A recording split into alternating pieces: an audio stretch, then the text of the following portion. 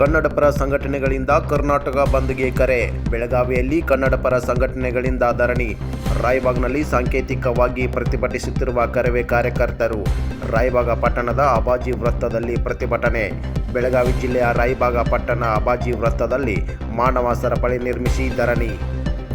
MES ಪುಂಡರ ಪುಂಡಾಟಿಕೆ ತಡೆಯುವಂತೆ ಸರ್ಕಾರಕ್ಕೆ ಹಾಗೂ ಪೊಲೀಸರಿಗೆ ಮನವಿ ಮಾಡಿದ ಹೋರಾಟಗಾರರು.